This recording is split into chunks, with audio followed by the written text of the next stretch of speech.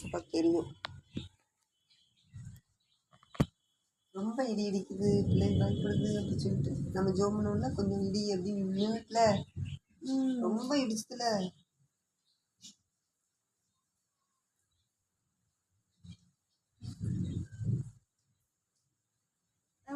Candy வச்சு உட்காருமா. Candy waste பண்ணக்கூடாது. நம்மளுக்கு ஏசப்பா நல்லா இன்வெர்டர் கொடுத்துருக்காங்க வீட்டில். நல்ல வெளிச்சத்துலலாம் உட்காந்துருக்கோம். எவ்வளோ பேர் இப்போ இன்னைக்கு இருட்டில் இருப்பாங்க தெரியுமா? கரண்ட் இல்லை. மற்றவங்க வீட்டிலலாம் கரண்ட் கிடையாது. தெரியும், நம்ம வீட்டில் மட்டும் தான் கரண்ட் இருக்கு.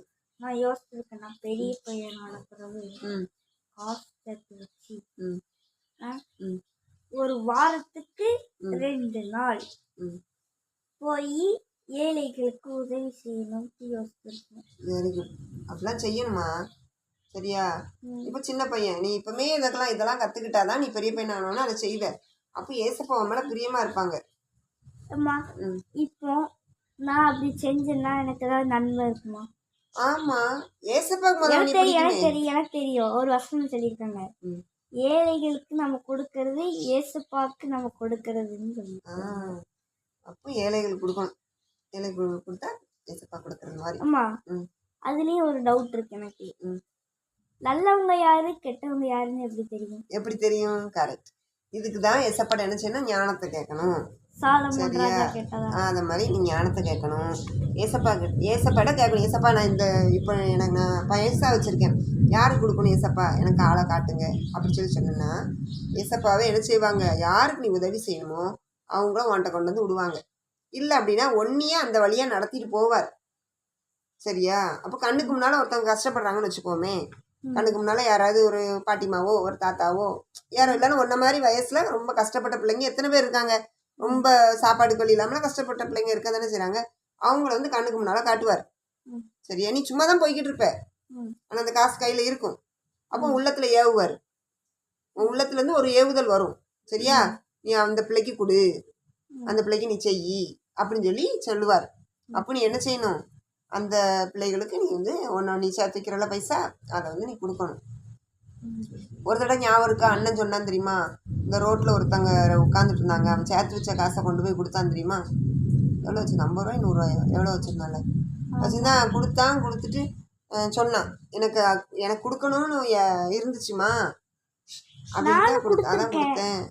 நான் ஒரு பீச்சுக்கு போகும்போது, ஆமாம் பீச்சுக்கா எங்கே ஏதோ ஒரு திருவிழாவுக்கு போகும்போது நினைக்கிறேன், எப்பவுமே என் கையில் காசு இருந்துச்சு, நான் கொடுத்தேனே. அது வந்து ஆனால் காணாது. புரியுதா? அந்த நீ யோசித்து பாரு, நம்ம வீட்டில் ஸ்நாக்ஸுக்கே உனக்கு ஸ்நாக்ஸ் சாப்பிடாம இருக்க மாட்டாங்கல்ல. அப்போ ஸ்நாக்ஸ்க்குரிய காசை போய் எடுத்துப்பாரு, அது எவ்வளோ வரும்? அப்போ நீ கொடுக்குற ஒரு 10 ரூபாயோ 20 ரூபாயோ அந்த நபருக்கு எப்படி காணும்? புரியுதா? காணாது. அப்படிங்கும்போது நீ பெரிய பையனானோன்னா நீ சம்பாத்தியம்லாம் பண்ணுவல. சம்பாத்தியம் பண்ணும்போது நீ வந்து ஏழைகளுக்குன்னு ஒரு பகுதியை நீ எடுத்து வச்சிடணும். ஏசப்பாக்கா எடுத்து வச்சு. இப்போ நான் ஒரு வேலைக்கு போறேன், 20,000 ரூபாய் சம்பளம்னா 10,000 ரூபாய் ஏசப்பாக்கு, அதுல ஒரு 5,000 ரூபாய் ஏழைகளுக்கு ஒதுக்கிட்டேன்னா கரெக்டா இருக்கும். வசதி போல செய்ய, ஆனால் ஏழைகளுக்கு செய்யணும். சரியா? எங்க மிஸ்ஸே சொல்லுவாங்க, நீ கொடுக்கணும்னா காசு மட்டும்தான் கொடுக்கணும்லாம் கிடையாது, நீ உங்க வீட்டில் இருக்கா அதான் சாப்பாடு அப்படி. ஆமாம், சாப்பாடு வாங்கி கொடுக்கலாம் அப்படின்லாம் எங்கள் மிஸ் சொன்னாங்க. சாப்பாடு வாங்கி கொடுக்கலாம், ட்ரெஸ் வாங்கி கொடுக்கலாம், ஆனால் புதுசாக வாங்கி கொடுக்கலாம். அதான் கொடுக்கக்கூடாது, புதுசாக வாங்கி. ஆமாம், எங்கள் மிஸ் அப்படிதான் இல்லை, புதுசு அப்படி வாங்கி கொடுக்கலாம், செருப்பு வாங்கி கொடுக்கலாம் அப்படிலாம் சொன்னாங்க. பெரிய பையனானவொன்னே ஒரு மருத்துவ செலவு கூட யாருக்காவது இருக்குன்னு வச்சுக்கோவேன், ரொம்ப உடம்புக்கு முடியாமல் இருக்காங்க, அவங்களுக்கு பைசா இல்லை, டாக்டர் பார்க்குறதுக்கு காசு இல்லை அப்படின்னா நீ பணம் கொடுத்து உதவி பண்ணணும். புரியுதா? உங்கள்கிட்ட காசு இருக்கும் பட்சத்தில் நீ என்ன செய்யணும்னா கொடுத்து உதவி பண்ணணும். பைபிளில் ஒரு வசனம் இருக்குது, உங்ககிட்ட ஒருத்தன் வந்து கேட்கான். சரியா? கேட்கும்போது உங்ககிட்ட இருக்கு வச்சுக்கிட்டு நீ போயிட்டு வா, நான் நாளைக்கு தரேன் அப்படின்னு சொல்லக்கூடாதான். நீதிமொழிகள்லாம் அந்த வசனம் இருக்குது. சரியா? உன்னிடத்தில் பொருள் இருக்கையில் உன் அயலானை நோக்கி நீ போய் திரும்ப வா, நான் நாளைக்கு தாரேன் அப்படின்னு நீ சொல்லாத அப்படின்னு சொல்லி பைபிள்ல இருக்கு. அதெல்லாம் நம்ம நீதிமொழிகள் படிக்கும்லம்மா டெய்லி. அதெல்லாம் சும்மா வாஸ்து மனப்பாடம் மாதிரி விட்டுட்டு போகக்கூடாது. அதில் நிறைய காரியங்கள் நம்ம இந்த உலக வாழ்க்கையில் நம்ம எப்படி நடக்கணும் அப்படிங்கிறதுக்கு நீதிமொழிகளை படிக்கணும். படித்து அதன்படி வாழணும். சரியா? படிச்சுட்டு மட்டும் போகக்கூடாது. அம்மா அன்றைக்கி ஒரு அதிகாரம் படிக்க சொல்லியிருக்காங்க, படித்தாச்சு அப்படி போகக்கூடாது. அதில் என்ன சொல்லியிருக்கு, அந்த வசனத்தின்படி நம்ம வாழ்கிறோமா அப்படின்னு சொல்லி என்ன செய்யணும், யோசிக்கணும். புரியுதா?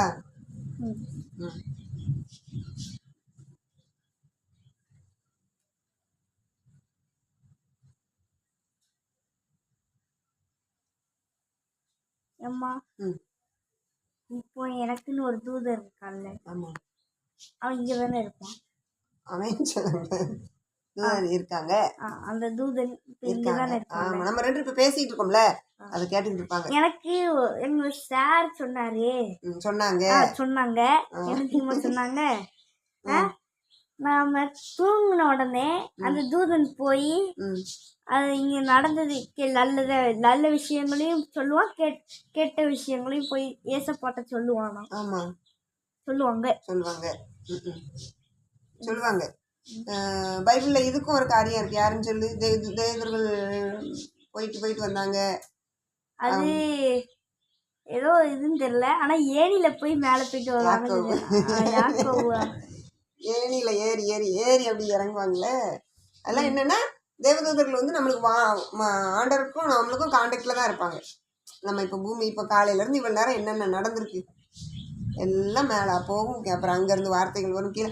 இப்போ தூங்கிட்டு இருக்கும்போது திடீர்னு ஏசப்பா கனவுல கூட பேசுவாங்க. அவன்கிட்ட நல்ல கனவுகள் கொடுப்பாங்க. அந்த கனவுல பேசுவாங்க. அம்மா அன்னைக்கு ஒரு கனவு வந்துச்சுமா. ஏசப்பா வந்து நாளைக்கு காலையில வந்து நீ எந்திரிச்சு கடைக்கு போ, உனக்கு பிடிச்சது ஒண்ணு இருக்குன்னு சொன்னாங்க. அது வந்து ஏதோ ஒரு இதுன்னு சொன்னாங்க.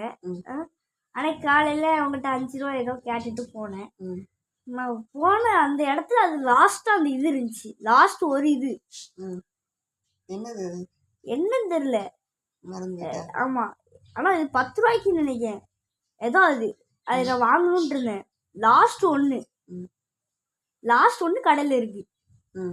அன்னைக்கு காலையில போய் வாங்கிட்டு இருந்தேன். என்னன்னு தெரியல.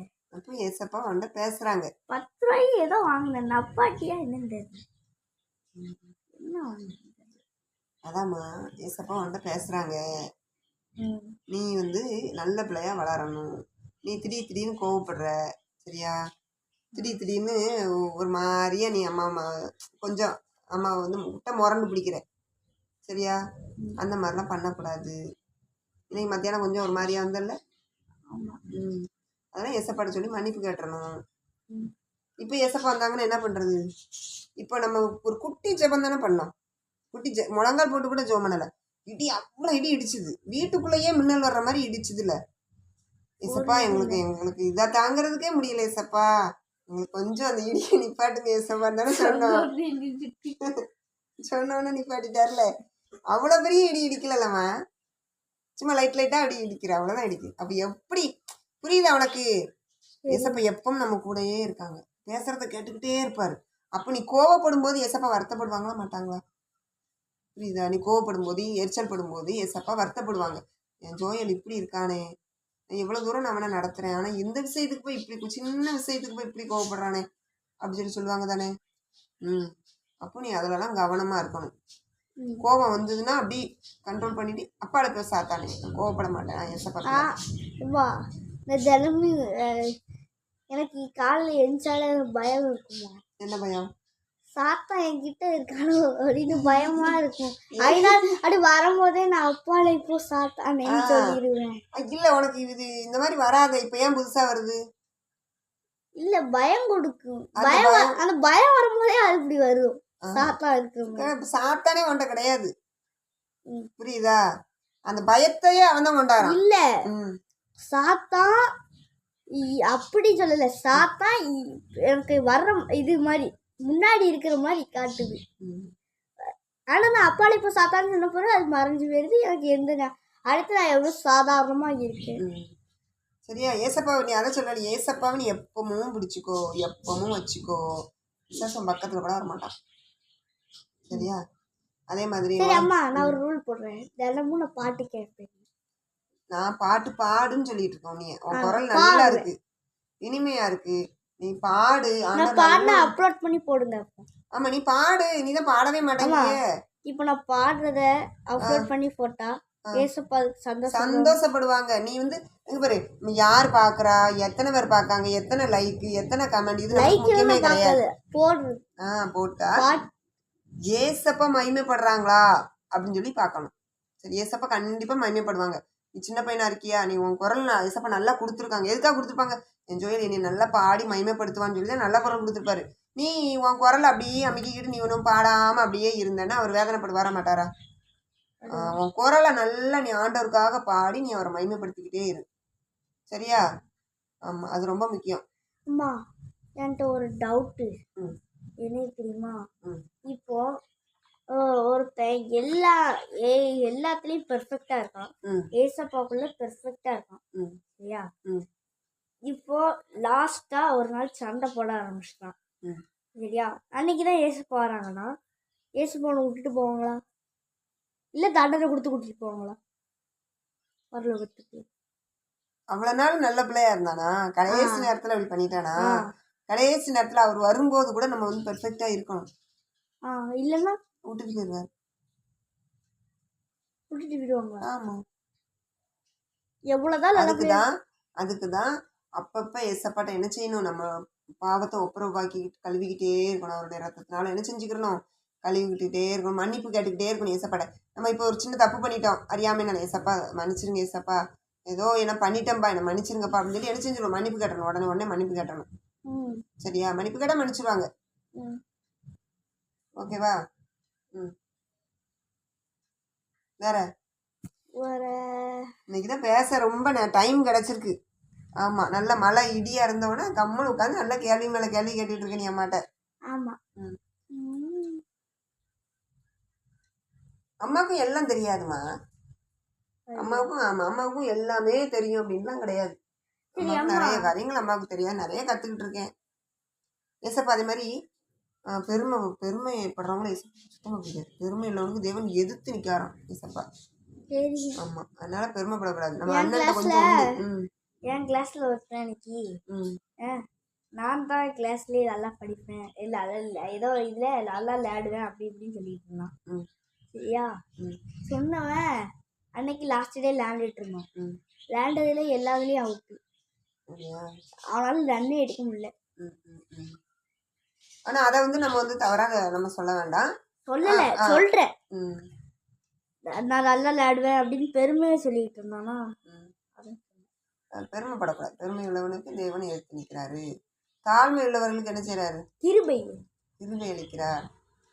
ஆனா தெரியுது, வசனங்கள்லாம் என்ன தெரியுது, ஆனா செயல்ல தான் இல்லை. பாட்டு இனிமே பாடு, சரியா?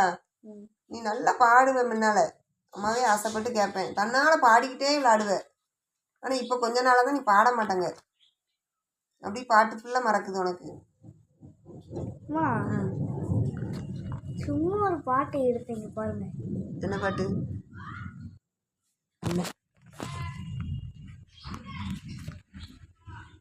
ஒண்ணுமே இல்ல, ஒரு வண்டி இருந்துச்சு, அந்த வண்டி டக்குன்னு போயிட்டு